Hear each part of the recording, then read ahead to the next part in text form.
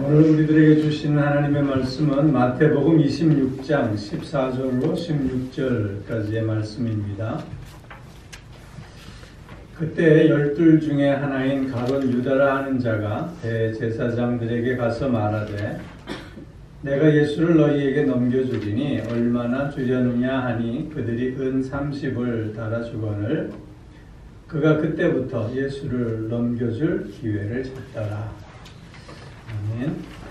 오늘 말씀을 의지해서 배신자의 삶이라는 제목으로 말씀을 드립니다. 지나온 삶을 종종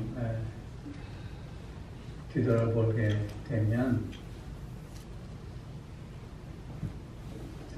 지울 수 있으면 지워버리고 싶은 그런 순간들이 참 많이 있음을 깨닫게 됩니다.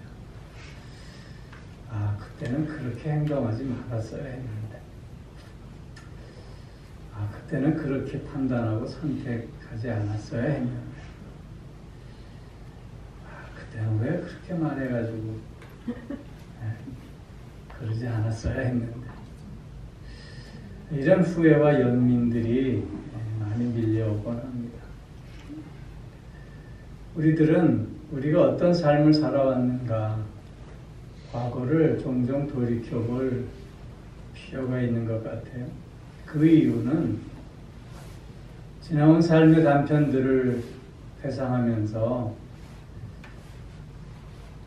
아파하거나 슬퍼하거나 기뻐하거나 후회하려고 하기보다는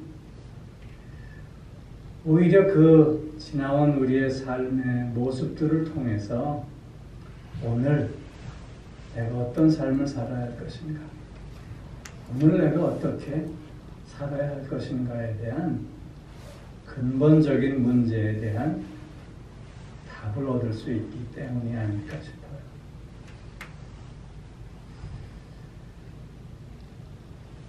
예수님의 제자 가운데는 가룟 유다가 있었습니다. 예수님의 12 제자 중에 하나인 가룟 유다. 예수님은 그가 당신을 배반할 것을 이미 알고 계셨습니다. 그런데 그럼에도 불구하고 예수님은 그를 12 제자의 하나로 받아들이셨습니다. 왜 그러셨을까요? 쉽게는 예수님의 십자가 길에 있어서 가룟 유다의 특별한 역할이 있었기 때문이 아니겠느냐, 그렇게 생각할 수도 있겠습니다. 근데 예수님은 가룟 유다를 늘 가슴에 품고 계셨음을 성경을 통해서 우리가 확인하게 됩니다. 늘 그에게 회개를 촉구하고 계십니다. 그의 그 배반할 것을 미리 말씀하시는 것은 그가 속히 온전히 돌아오기를 원하셨기 때문이죠. 그런가 하면 제자들의 발을 씻겨주시면서 어떤 목사님은 가룟 유다부터 먼저 씻기시지 않으셨을까, 그렇게 말씀도 하셔요.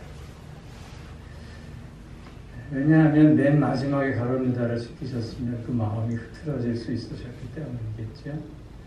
어쨌든 예수님은 가룟 유다의 발을 씻겨주시면서까지 그에 대한 마음을 잃지 않으셨습니다.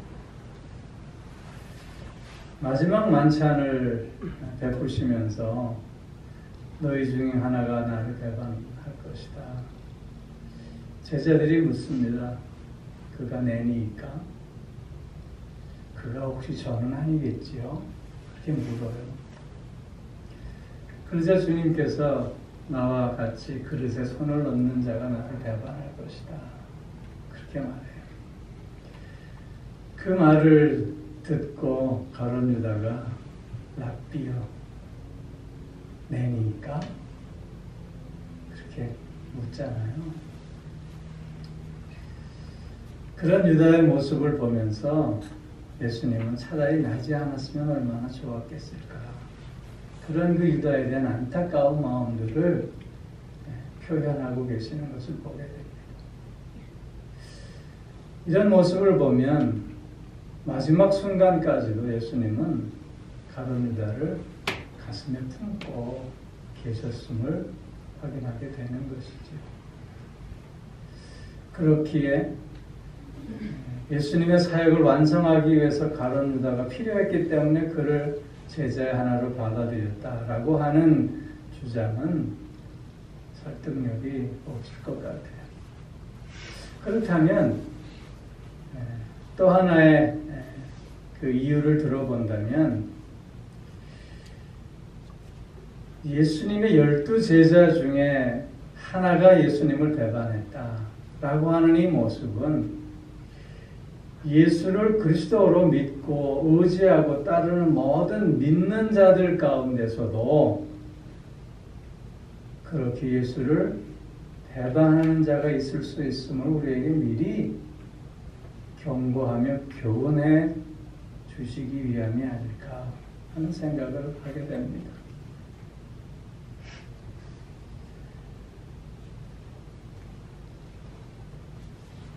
우리들의 삶의 모습을 보면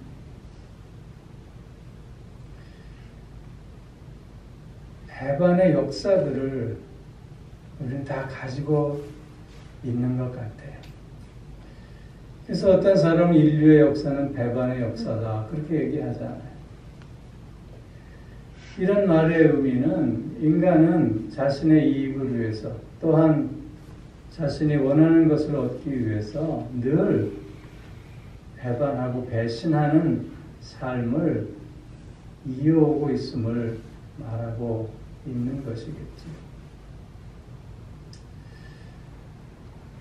영원한 적도 없고 영원한 친구도 없다. 우리 그런 말 하잖아요.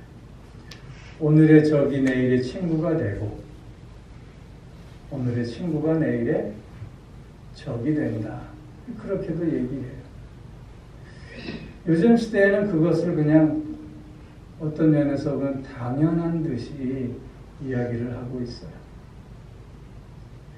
시대가 변하고 환경이 변하고 나의 이익 추구하는 그 모습에 따라서 너무나도 다양하게 변화하고 있는 그 모습을 우리는 너무 쉽게 정당화하고 있는 거겠지요. 여러분, 이런 모습들이 다 배신의 모습 아니겠습니까?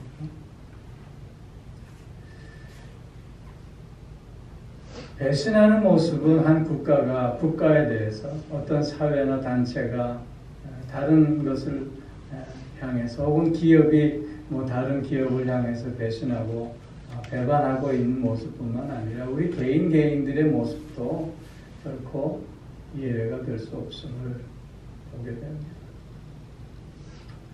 눈앞의 이익을 추구하면서 우리는 너무나도 쉽게 함께 가져왔던 관계들을 부정하고 뒤집어 엎고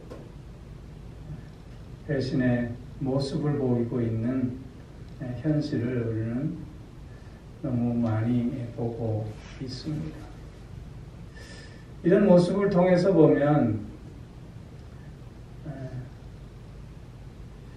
가룟 유다만 배신자가 아니라 우리도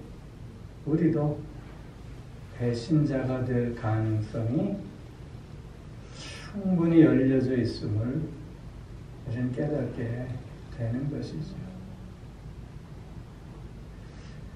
예수를 믿고 따르고 의지하고 무엇보다도 하나님의 자녀로서 오늘을 살아가겠노라 결단하고 나아가지만 그러나 어느 한순간 돌이켜보면 오늘도 나는 예수님 앞에 가룟 유다의 모습이었구나 라고 고백할 수밖에 없는 자신을 발견하게 되는 것입니다. 가룟 유다, 배신자의 대명사가 되어버렸습니다. 가룟 유다가 가졌던 그 인격의 특징, 삶의 특징은 그만이 가지고 있었던 것이 아니라 우리에게도 공이 있는 모습이 아니겠느냐 하는 것입니다.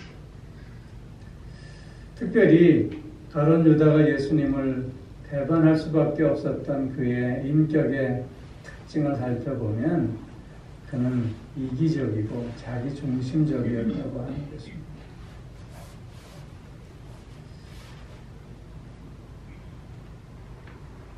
인간을 연구하는 사람들이 그렇게 결론을 내리고 있는 것을 보았어요. 사람은 논리적이지도 않고 또 이상적이지도 않다. 게다가 사람은 이기적이고 자기중심적이다. 그렇게 결론을 냈더라고요. 여러분, 남의 집 자식 죽을 병에 걸린 것과 내 새끼 곡불 걸린 것 중에 어떤 것이 더 큽니까? 어떤 게 더 급해요? 이게 우리의 본래의 모습이라고 하는 것이죠. 이런 모습들을 우리는 공이 다 가지고 있다라고 하는 것이죠. 이기적이고 자기중심적인 모습 속에서 드러나는 한 가지 양태는 모든 상황을 자기 기준으로 판단하고 이해한다고 하는 것이죠. 가룟 유다뿐만 아니라 다른 11 제자들도 예수님에 대한 오해들을 다 가지고 있었습니다. 예수님께서 이 땅에 오셔서 하나님의 나라를 건설한다라고 했을 때, 그리고 예수님이 메시아임을 그들이 고백하면서도 그들은 예수님을 정치적인 메시아, 즉 우리 이스라엘을 회복하고 이 이스라엘이 전 세계를 다스리게 되는 그 이스라엘 민족과 국가의 정치적 회복을 위해서 오신 메시아라는 생각들을 다 갖고 있었습니다. 유독 가룟 유다만이 그렇게 예수님에 대해서 오해한 것은 아니었어요. 그런데 다른 제자들은 실망하고, 그래서 예수님이 십자가에 달리셨을 때 다 뿔뿔이 도망가고 흩어지기는 했지만, 가룟 유다는 독특하게 예수님을 은삼십에 팔고 있는 모습을 보이고 있습니다. 많은 학자들이 가룟 유다를 열심당원 중에 하나라고 이해해요. 그 당시 열심당원은 이스라엘의 그 회복을 위해서, 즉 로마로부터의 이스라엘 민족과 국가의 독립을 위해서는 폭력도 불사한다라고 하는 과격주의자들의 모임이었습니다. 그런 모임의 일원이었다고 학자들은 얘기하고 있어요. 그렇기에 가룟 유다는 다른 제자들보다 훨씬 더 이런 이스라엘의 그 회복에 대한 정치적 욕망이 강했다고 하는 것이죠. 예수님께서 베푸시는 그 능력과 그런 이적들의 모습을 보면서 가룟 유다는 예수님에 대한 온갖 기대를 가질 수 있었던 것이죠. 그런데 예수님의 가시는 길이 어떤 길이었습니까? 가룟 유다가 결코 받아들일 수 없는 십자가의 길이었습니다. 패배자의 길이었습니다. 그것은 자신이 추구하는 길과 다른 길이었습니다. 그 모습을 확인한 가룟 유다는 스스로 예수가 배신자다, 그렇게 생각하지 않았겠느냐 하는 것입니다. 자신과 생각이 다른 모습이 드러날 때 나는 어떻게 반응하고 있는가? 나의 기대와 다른 결과가 나타났을 때 나는 어떤 마음과 생각을 갖고 있는가? 우리는 좀 뒤돌아볼 필요가 있을 것 같아요. 가룟 유다는 자기 생각에 고착되었습니다. 그렇기에 그는 예수를 시대의 배반자로 낙인찍어 버리고 말았다는 것이죠. 이기적이고 자기중심적인 삶의 모습은 그래서 독선하는 모습으로 나타날 수밖에 없습니다. 나만 옳은 거예요. 나만 옳다고 하는 생각 속에 다른 사람들을 인정하지 않고 오히려 다른 사람들을 비하시키는 악한 모습을 가질 수밖에 없는 것이죠. 여러분, 예수님께서 사역을 시작하실 때 성령에 이끌려서 광야로 나가 사단으로부터 시험을 받으시잖아요. 그 시험 가운데 하나가 뭐였습니까? 나에게 절하라. 그리하면 이 천하만국을 너에게 주겠다. 사단은요, 예수님에게 천하만국을 걸었어요. 그런데 유다는 은 30밖에 값을 매기지 않았어요. 그리고 은 30은 그 당시에 어떤 값어치냐면요, 내 소가 옆집에서 일하는 종을 받아서 죽였어. 그러면 그때 배상해주는 금액이 은 30이요. 자기 스스로 자기 중심적인 생각에 예수를 배신자로 낙인 찍고 그를 그래서 은 30에 그 당시에 한 노예에 불과한 가치를 가진 자로 비하시키고 있는 모습을 보여주고 있는 것이에요. 나만 옳다고 한 내 주장만을 그래서 내세우는 그런 모습 속에는 늘 이런 유다와 같은 모습이 감춰져 있음을 우리 또한 생각할 수 있어야 하는 것이죠. 이런 이기적이고 자기중심적인 모습은 또한 공동체를 파괴하는 죄를 범할 수밖에 없는 것이죠. 유다의 배반으로 예수님의 제자 공동체는 무너질 수밖에 없었습니다. 공동체에 대한 그 중요성을 인식하지 못하면서 그 공동체의 일원으로서 내가 지어야 할 책임과 의무에 대해서 생각하지 않는 것이죠. 그 책임과 의무는 다 남에게 전가시키거나 무시하고 나는 모습을 보이게 되는 것입니다. 가룟 유다의 이런 이기적이고 자기중심적인 모습이 오늘 내 안에 감춰져 있지는 않을까. 나 스스로를 다시 한번 돌아보아야 할 것입니다. 가룟 유다의 또 다른 모습은 탐욕적이었다고 하는 것이죠. 요한복음은 가룟 유다를 평가할 때 돈을 탐하는 자다, 그렇게 평가해주고 있습니다. 마리아가 비싼 향유옥합을 깨어서 예수님의 머리에 부었을 때 가룟 유다뿐만 아니라 모든 제자들이 그렇게 얘기했지요. 저것을 300데나리온에 팔아서 가난한 자들에게 나누어 주면 더 좋을 것을 저렇게 허비하고 만다고. 그렇게 얘기하면서 요한복음은 뭐라고 얘기하냐면, 그러나 저는 돈을 탐하는 자다, 그렇게 말씀하고 있습니다. 가룟 유다는 우리가 잘 아는 대로 예수님의 제자 공동체 중에 재정부장이었어요. 돈꾀를 맡은 자였습니다.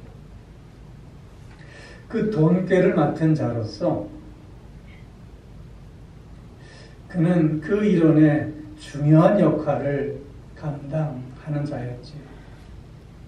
그러나 그는 그 일에 충실하지 않고 자기의 사리사욕을 채우곤 했던 자였습니다.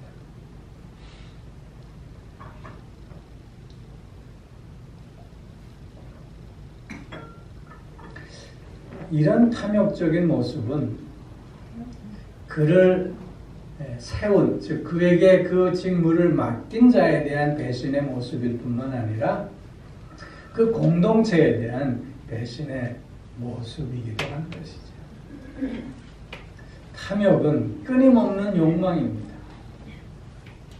늘 갖고자 하는 자에게는 그것이 채워질 수 없는 것이죠. 여러분, 어떤 분들이 나는 욕심 없는 사람입니다. 그렇게 얘기해요. 여러분들은 어떻습니까? 나는 욕심이 없습니다. 라고 얘기했을 때 주로 아마 돈에 대한 얘기를 그렇게 하는 것 같아요. 돈에 대해서 우리는 욕심이 없을 수는 있어요. 그러나 다른 부분에 대한 욕심은 어떤지요?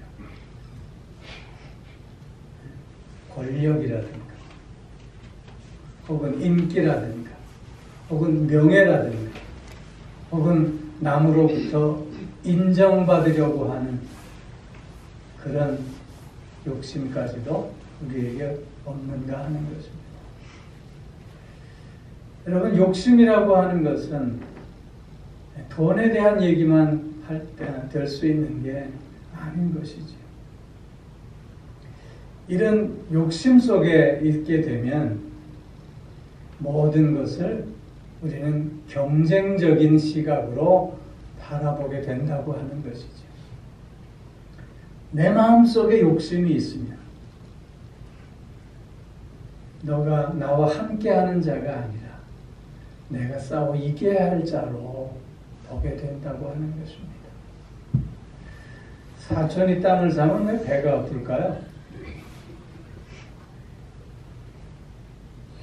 왜 네가 될 때는 꼴은 못 본다고 얘기하는 걸까요? 우리 안에 경쟁심이 있기 때문이 아니겠어요? 내가 쟤보다는 잘 돼야 되는데 내가 쟤보다는 더 나아야 되지 않겠느냐라고 하는 이런 경쟁심이 있기 때문에 우리가 함께 더불어 살아가는 삶의 친구로, 동료로, 동반자로 우리가 받아들이기 어려운 것 아니겠어요? 욕심이 우리를 그렇게 망가뜨려 간다고 하는 거예요. 욕심은 그래서 서로를 바라볼 때 그만으로 바라보게 하지 못하게 한다는 거예요.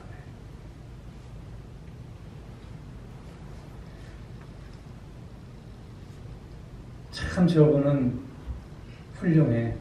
참 저분은 믿음이 좋아. 참 저분은 봉사를 잘해. 라고 하는 말을 들으면 아, 정말 그렇지요. 그렇게 반응하기보다는 그럴까? 하는 반응이 더 먼저이지 않나 하는 생각을 해봐요. 이게 저가 그런 모습인지 모르겠어요. 어느 목사님이 목회를 참 잘해. 그럼 듣는 목사 기분 나쁘더라고요.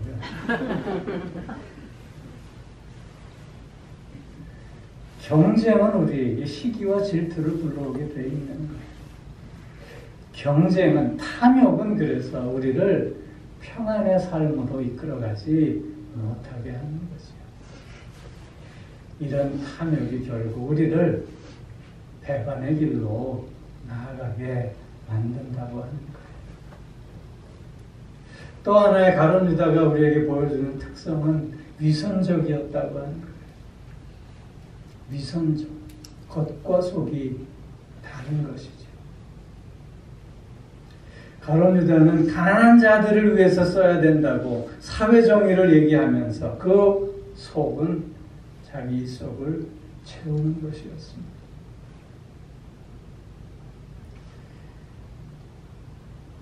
모든 것을 판단하는 데 있어서 이중적 잣대를 갖고 있는 것이 바로 위선적인 모습이에요. 내로남불 잘 아시잖아요. 내가 하면 로맨스고 남이 하면 불륜인 거예요. 이런 것들이 다 위선적인 모습이에요.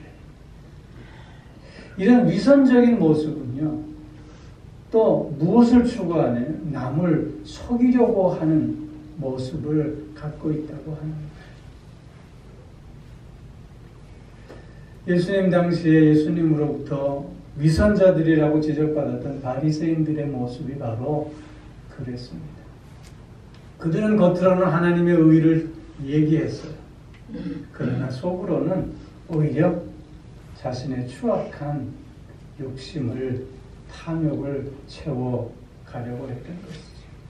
그들은 겉으로는 하나님의 율법을 준수하고 있음을 자랑했어요. 그러나 그러면서도 그들은 속으로는 자신들이 먼저 그 율법을 무너뜨리고 그리고 다른 사람들을 정죄하곤 했던 것이죠. 그들은 자신들이 특별한 존재라고 그렇게 스스로를 자랑하면서 다른 사람들을 다 자신의 유익을 위한 수단으로 만들고 말았다고 하는 것입니다. 이런 것이 바로 위선적인 모습이라고 하는 것이죠.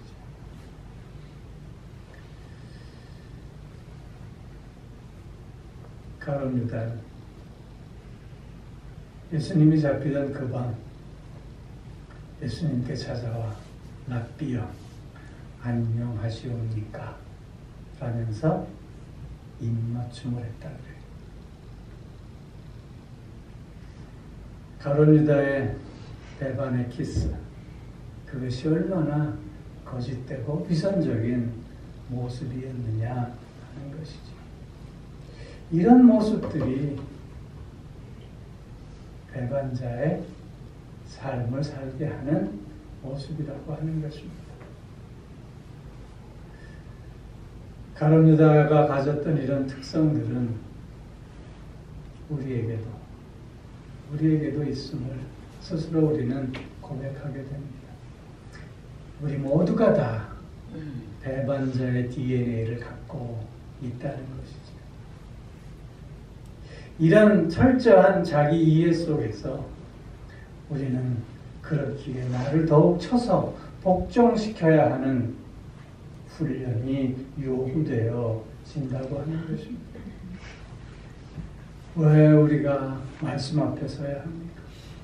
왜 우리가 하나님의 선한 뜻 앞에 순종해야 한다고 결단하는 것입니까? 왜 우리가 하나님 앞에 나의 모든 것을 내려놓고 오직 하나님만을 바라보며 가야 한다고 다짐하고 있는 것입니까?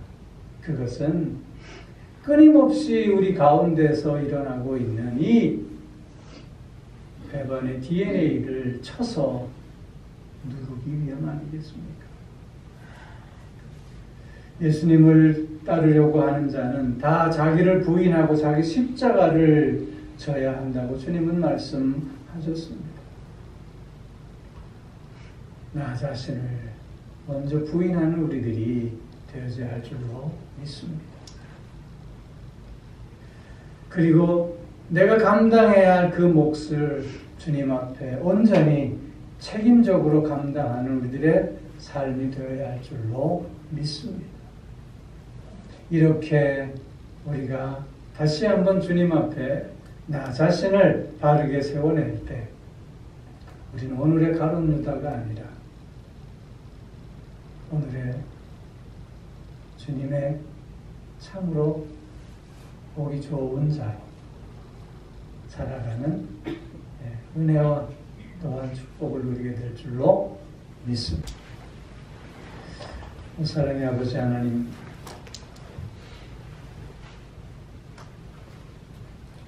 가룟 유다의 배반의 모습이 오늘 나의 모습이었음을 고백합니다.